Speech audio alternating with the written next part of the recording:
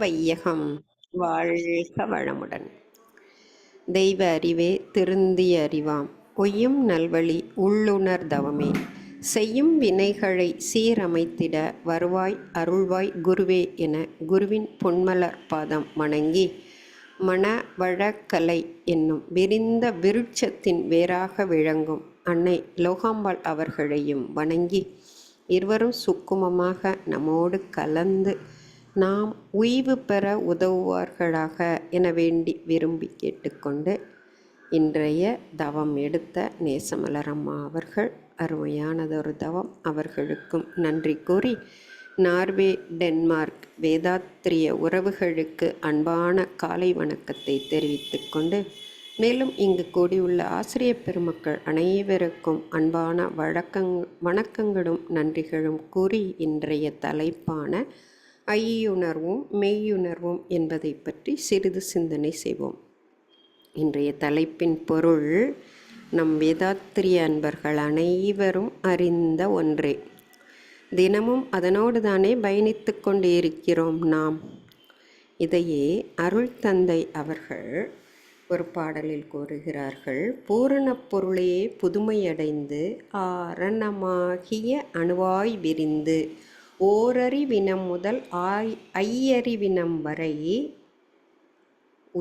உணர்வாய் உயிராய் உருவ பேதங்களாய் தானாய் விரிந்த தத்துவமாகிய சுவை முதல் ஐந்தையும் சுகிக்கவும் அறியவும் கர்ம ஞான கருவிகள் பெற்று ஐம்புலன் அறிவால் ஆராய்ச்சி தன்னால் நம்பிய வழியில் நாட்டம் செலுத்தி பார்த்தும் கேட்டும் பழக்கத்தாலும் தானும் அறிந்து தக்க பலன் பெறும் செவ்விய அறிவின் சிறப்பே மனிதன், திவ்ய உருவின் திறமே மனிதன் அப்படின்னு சொல்லிட்டார். அப்போது இந்த ஐயுணர்வும் மெய்யுணர்வும் பெற்ற அறிவின் சிறப்பு வாய்ந்தவனே மனிதன். அத்தகைய திவ்ய உருவின் திறமே மனிதன் அப்படின்னு சொல்லிட்டார். அந்த திறத்தை நாம் நமக்குள் கொண்டு வந்து நம்மை மேன்மைப்படுத்தி கொள்ள வேண்டும் என மனிதனின் சிறப்பாக கூறுகிறார் அருள் தந்தை அவர்கள். 5 அறிவு கருவிகள் மூலம் 5 உணர்வு பெற்று மனிதன் படிப்படியாக வளர்ச்சி பெற்று அதன் நிலையில் 6வது அறிவாகிய சிந்தனை எனும் பகுத்தறிவு, யூக அறிவு, அனுமான அறிவு, ஆராய்ச்சி அறிவு என்று மகான் கூறக்கூடிய அறிவோடு வாழ்கிறோம். இந்த 6ஆம் அறிவின் மூலமே அந்த மெய்யுணர்வை அடைய முடியும். ஐயுணர்வு எப்படி, எங்கிருந்து, எவ்வாறு மலர்ச்சி பெற்றது, அதன் பின்னர் அது எங்கே செல்ல வேண்டும் என்பதே இன்றைய சிந்தனையாக அமைகிறது. அப்போது அதுதானே நம்மளுடைய சொந்த கதை, வந்த கதை, செல்லும் கதை. மேலும் அதை அறிவின் பயணம் என்று கூறலாமா? அந்த பூரண பொருளே தன்னிருக்க சூழ்ந்து அழுத்தும் ஆற்றலால் இறைத்துகளாகி அவைகள் சேர்ந்து விண்களாகி விண்களின் கூட்டிற்கு ஏற்ப பஞ்சபூதமாக எழுச்சி பெற்றது நாம் அறிவோம். அந்த பஞ்சபூத சக்திகள் விண், காற்று, நெருப்பு, நீர், நிலம்.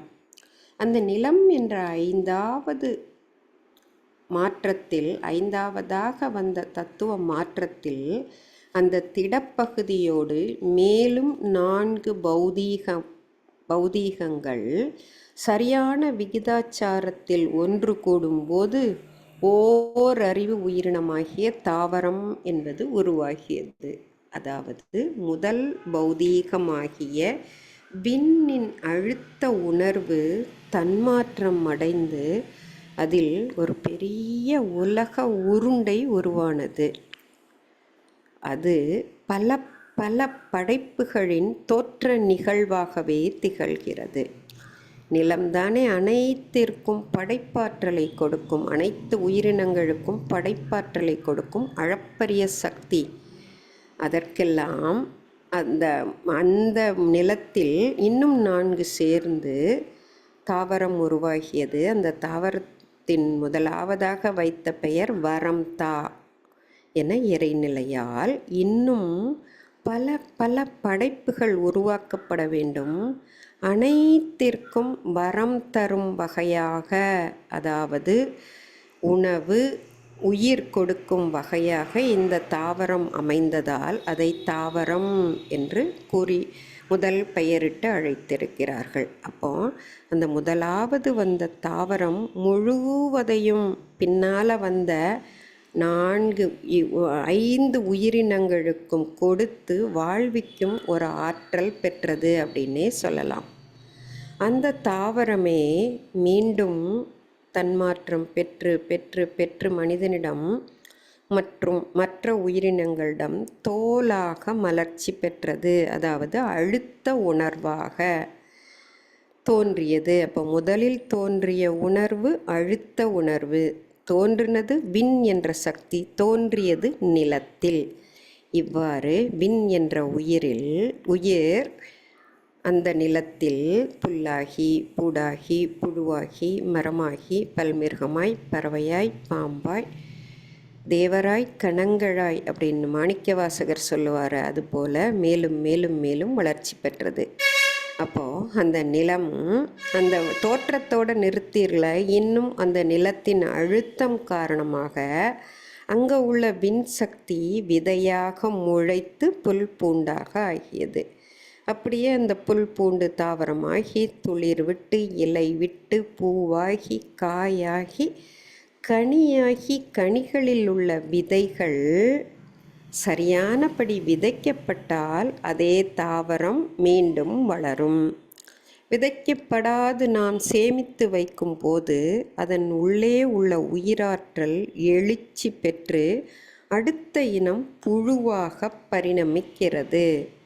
அப்போ புழுக்கள் அப்படின்னு சொன்னால் அது 2வது உயிரினம், 2வது உணர்வு பெற்ற உயிரினம். அதனுடைய உணர்வு சுவை உணர்வு என்று நாம் அனைவரும் அறிந்தது.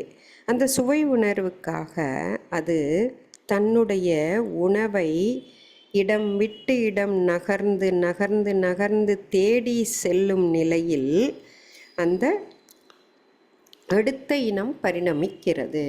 அப்போ அந்த தேடுதல் அப்படிங்கிறது 2வது இனத்திலிருந்தே அது எப்போ புழுவாக மாற்றம் பெற்றதோ அதிலே இருந்து தொடங்கிவிட்டது. அப்போது சுவையுணர்வு கருவி நீர் என்ற பௌதீக மாற்றம் பெற்று அடுத்த மலர்ச்சியாக நாக்கு என்பது 3வது மலர்ச்சி பெறுகிறது.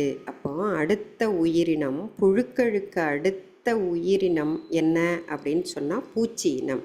அது தானே நகர்ந்து உணவு உண்ணும் நிலையில் சுவையை உணர்ந்து அதனால் உணவை தேட சிரமம் ஏற்பட்டது.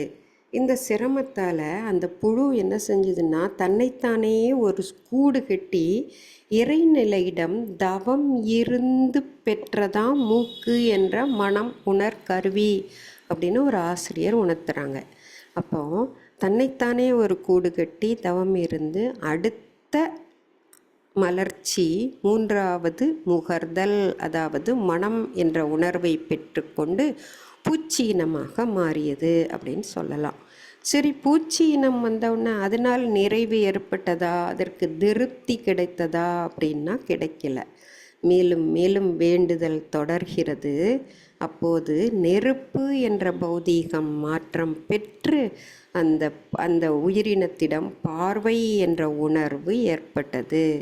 அதற்கான உயிரினம் ஊர்வன அப்படின்னு சொல்கிறோம். அதற்கான உறுப்பு கண்கள் மலர்ச்சி பெற்றது.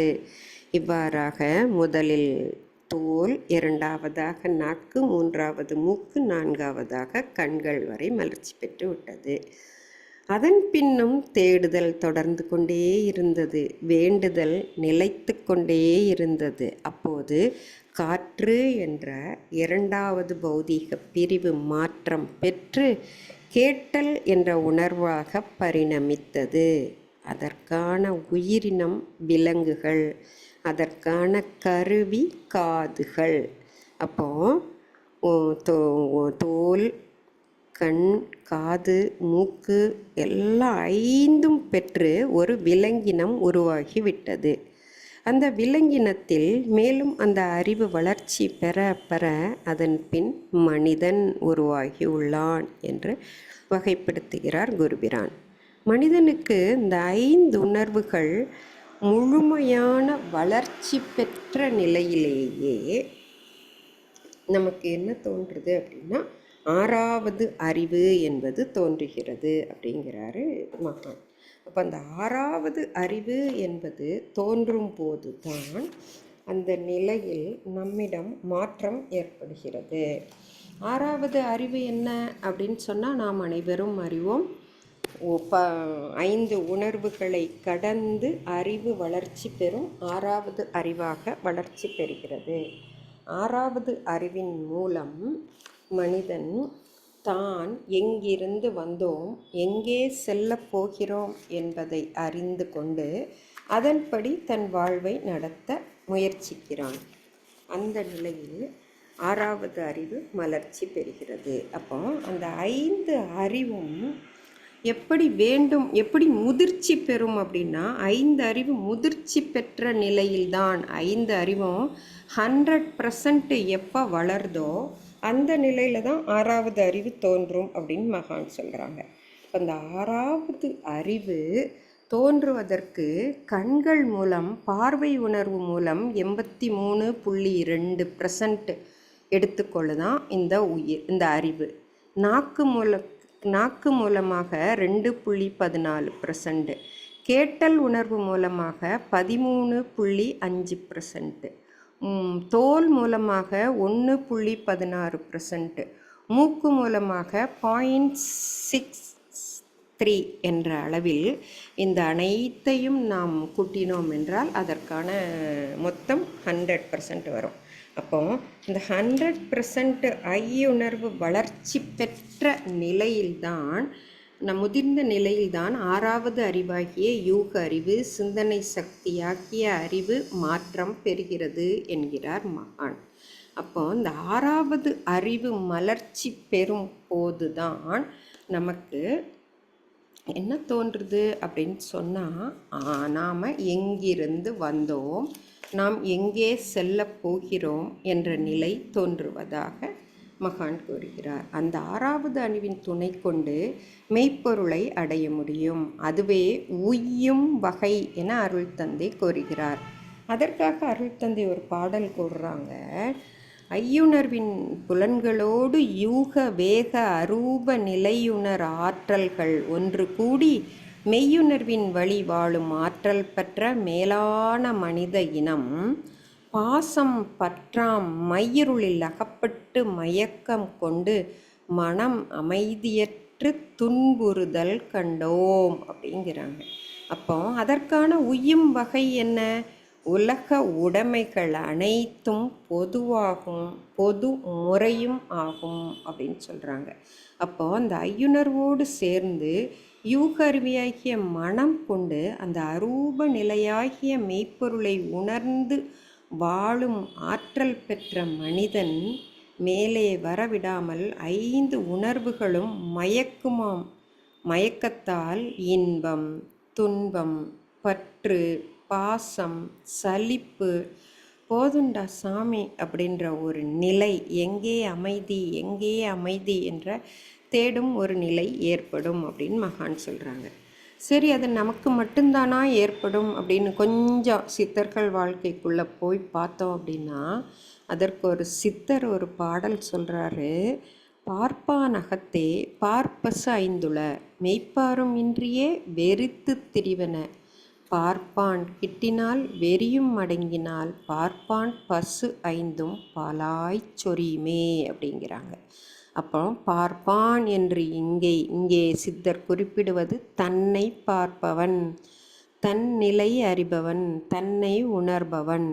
அந்த உணர்வினால் தன்னை உணர்ந்து தனக்குள் எழும் 5 உணர்வுகளை பார்த்து, அதாவது நாம் எப்படி இருக்கோம், பார்த்ததையெல்லாம் வாங்கணும்னு நினைக்கிறோம், கேட்பதையெல்லாம் நம்புகிறோம், சுவைக்கு அடிமையாகி நெறி தவறி வெறி பிடித்த வாழ்க்கை வாழ்கிறோம் என்பதை மாடு வெறி பிடிச்சு அலைஞ்சா எப்படி கண்டதையும் சாப்பிட்டுட்டு கண்ட இடத்துல பாலை சொரியுமோ அதுபோல நம் 5 கருவிகளும் சென்று கொண்டிருக்கிறது என்பதையே இந்த பாடலில் உணர்த்துகிறார் அந்த சித்தர். அப்போ இந்த 5 மாடுகளுக்கும் ஒரு மேய்ப்பான் கிட்டினால், இதையே நம்ம உறுப்புகளுக்கு மேலாக, அதாவது நம்முடைய 5 உணர்வுகளுக்கு மேலாக நாம் கொண்டு போனோம் என்றால், தோல், நாக்கு, மூக்கு, கண், காது இவற்றிற்கு மேலாக கொண்டு போனோம் என்று சென்றால் புருவ மத்தியில் ஆக்ஞா சக்கரம். அந்த ஆக்ஞா சக்கரத்தில் இறை நிலையின் ஆற்றல் குவிந்த நிலை. அப்போ அந்த இறைநிலை தான் அந்த இறைநிலையாகிய ஆக்ஞா சக்கரத்தில் தவம் இயற்றும் போது அதுவே நல்ல மெய்ப்பானாக திகழும் என்பது நாம் அறிந்ததே. அப்போ இதையே கிறிஸ்தவத்தில் கூட பக்தி மார்க்கத்தில் நல்ல மேய்ப்பான் என்று இயேசு கிறிஸ்து ஆடுகளையெல்லாம் மேய்க்கும் ஒரு நல்ல மேய்ப்பானாக திகழ்கிறான் என்று கூறியிருக்கிறார்களோ, அதையே நம்முடைய இந்துவிசத்தில் கண்ணன் மாடு மேய்ப்பவனாக சித்தீகரிக்கப்பட்டுள்ளான். அந்த மாடாகிய நம் 5 புலன்களை, நம்முடைய உள்ள கெட்ட குணங்கள் அனைத்தையும் மேய்ப்பவனாக திகழ்ந்து நம்மை நெறிப்படுத்தும் ஒரு வாழ்க்கைக்கு நம்மை அழைத்து செல்வதையே பக்தி மார்க்கத்திலையும் ஒரு கேரக்டராக சிம்பாலிக்காக சொல்லியிருக்காங்க. நாம் சிந்தனை செய்து நம் அறிவால் ஆராய்ந்து புரிந்து கொண்டு ஞான மார்க்கத்துக்கு திரும்பும் போதுதான் அந்த ஆன்மீக பாதை என்பது திறக்கும். அந்த ஐயுணர்வு கடந்த பின்னரே அறிவு உயிரில் நிலைத்து அது வந்த கதையை உணர்ந்து ஆதி நிலையாகிய அமைதி என்ற பேரின்ப நிலை அடைய முடியும் என்கிறார் மகான். அதற்காக மகான் இன்னொரு பாடலில் சொல்கிறாங்க, 5 மூலமே இன்பமோ துன்பமோ அனுபவித்தே சலிக்கும் இந்நிலையில் உண்டாகும் அறிவறியும் ஆர்வத்தில் அகத்தவ பயிற்சி பெற்று 5 தாண்டியே அறிவு உயிரில் நிலைத்து அதன் கதை முழுவதும் உணரும். அறிவு நிலை ஆதிநிலை இரண்டும் ஒன்றாய் கண்டு அமைதி பெற பேரின்பமே அப்படின்னு சொல்கிறாங்க. அப்போ அந்த அமைதி நிலை, அந்த பேரின்ப நிலை அடைய ஒரே வழி என்னன்னு சொன்னால், நம்ம சாமிஜி சொல்லியிருக்காங்களே, உன்னையோ கடவுளையோ அறியவென்றால் ஒரு குறுக்கு வழியுண்டு. உள் உணர்ந்து தன்னை உணர்ந்து தன்னிலையில் தனித்து வாழும் தனிக்கருணை வடிவான குரு அடைதல் வேண்டும் அப்படின்னு சொல்கிறாங்க. அப்போ குரு கொடுக்கும் உயர் ஞான தீட்சையினால்தான் 5 உள் ஒடுங்கி மெய்யுணர்வு என்ற பெரும் பதம் அடைய முடியும். மெய்யுணர்வு என்ற பெரும் பதம் அடைந்து மேல்நிலையில் மனம் நிலைத்து நிற்க நிற்க ஐயுணர்வும் ஒன்றாகி அறிவறிந்தேன் என்று மகான் கூறுகிறார். அப்போ அந்த ஐயுணர்வும் ஒன்றாகி மெய்யுணர்வாக மாறுவதற்கு ஒரே வழி தவம் தவம் தவமே. அப்போது அந்த தவ முறைகளாக ஆகினை துரியம் என்று எடுத்தோமே, துரியாதீதம், அந்த நிலைக்கு செல்ல செல்ல செல்ல நம்மளுடைய பழிச்செயல்கள் பாவப்பதிவுகள் சிறிது சிறிதாக விலகி அறச்செயல்களே மேலோங்கும் நிலை ஏற்படுகிறது. அப்போதுதான் மெய்யுணர்வு நாட்டம் ஏற்படும் என்கிறார் அருள் தந்தை. மெய்யுணர்வு என்றால் என்ன என்று மகானிடம் கேட்டால், ஐயுணர்வுக்கு அடிப்படையாம் ஆதார மூலத்தை 6வது அறிவாலே ஆழ்ந்துணரும் தவநெறியை மெய்யுணர்வு என்கிறோம். மேல்நிலை ஈது அறிவிற்கே மிரட்சி போம் தெளிவு உண்டாம் மெய்யுயிராய் உள்ளது உணர்வோம்.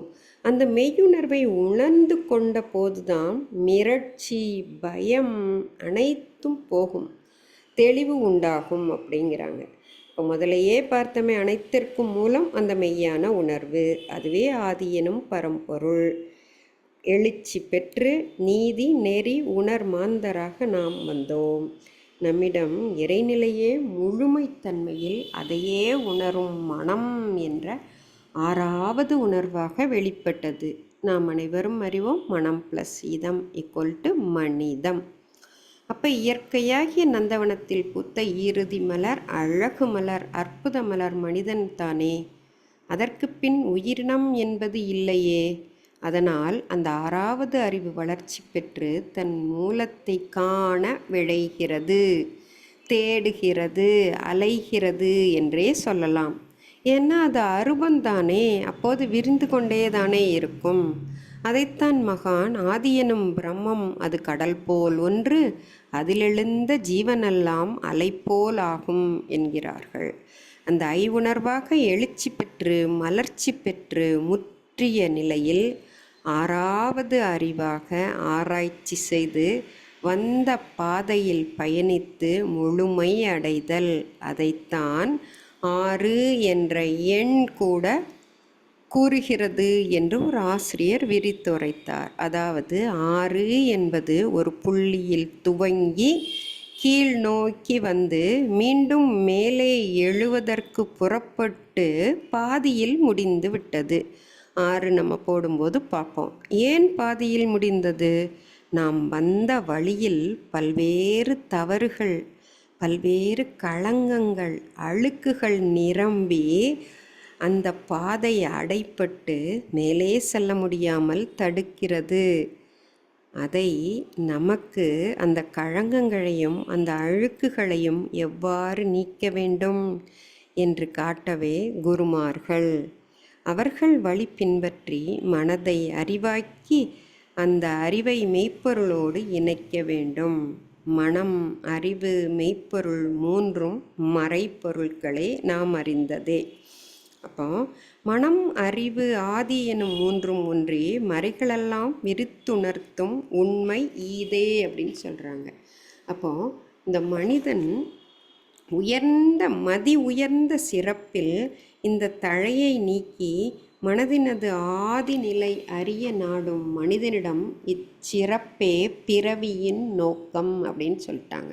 அப்போ மனித பிறவியின் நோக்கம் என்ன அப்படின்னா 5 உணர்வுகளில் முதிர்ச்சி பெற்று 6வது அறிவை உணரும் கற்றறிவை வளர்த்து கொண்டு கற்ற அறிவின் மூலம் வாழ்வின் வளங்கள் அனைத்தையும் துய்த்து அனுபவமாக பெற்று அதுவும் முதிர்ச்சி பெறும்போது முற்றறிவின் நோக்கிய பயணம் துவங்கும்.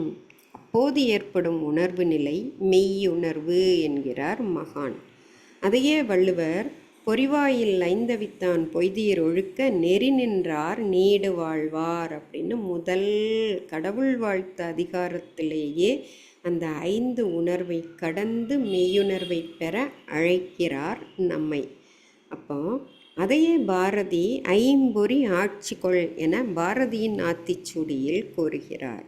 இவ்வாறு பல மகான்களும், ஏன் அவ்வை கூட பரமாய சக்தியில் பஞ்சமாபூதம் தரம் மாறி தோன்றும் பிறப்பு என்கிறார்.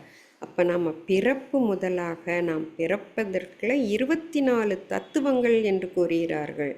5 பூதங்கள், 5 தன்மாத்திரைகள், 5 ஞானேந்திரியம், 5 கர்மேந்திரியம், 4 நிலைகளாக மனம், புத்தி, சித்தம், அகங்காரம். இந்த 24 தான் உலக உயிர்கள் வளர காரணம் என்கிறார் அவ்வை பிராட்டி கூட. அப்போ சுவை, ஒளி, ஊறு, ஓசை, நாற்றம் இந்த வகை தெரிந்தான் கட்டே உலகு என்று இன்னொரு குரலில் வள்ளுவர் கூறுகிறாரே என்னவென்று பார்த்தால், இந்த 5 வகை தான் 5 பூதம், 5 தன்மாற்றம், 5 ஞானக்கருவி, 5 கர்மக்கருவி, அதன் வளர்ச்சியாக மனம், புத்தி, சித்தம், அகங்காரம். இவ்வாறாக மனமாக அறிந்து கொண்டு, புத்தியாக உணர்ந்து கொண்டு, சித்தமாக உய்த்தலில் அந்த மெய்ப்பொருளாக விளங்குவது தான் வாழ்க்கை என்ற சக்கரம். இந்த வாழ்க்கை என்ற சக்கரம் உருண்டு ஓடிக்கொண்டே இருக்கிறது, முடிவே இல்லை. துவக்கமில்லை, முடிவில்லை பரநிலைக்கு, துவக்கம், இயக்கம், முடிவு உண்மை தேர்வோம் என்றபடி மெய்யுணர்வு என்ற உண்மையை நமக்கு தெரியப்படுத்தி ஐயுணர்வை கடந்து அதை கடந்து மேலான மெய்யுணர்வு பெற நாமும் நம்மை சீராக வழிநடத்தி செல்லும் குருபிரான் அவர்களுக்கு நன்றி கூறி, இறைநிலைக்கும் அதற்கு காரணமாக அமைய எனக்கு வாய்ப்பு கொடுத்த நிர்வாக ஆசிரியர் பெருமக்கள் அனைவருக்கும் நன்றி கூறி, செவிமெடுத்த அன்பு உள்ளங்களுக்கும் நெஞ்சார்ந்த வாழ்த்துக்களை நன்றிகளையும் கூறி நிறைவு செய்து கொள்கிறேன். வாழ்க வையகம், வாழ்க வையகம், வாழ்க வளமுடன். நன்றிகள் அம்மா. வாழ்க வளம்.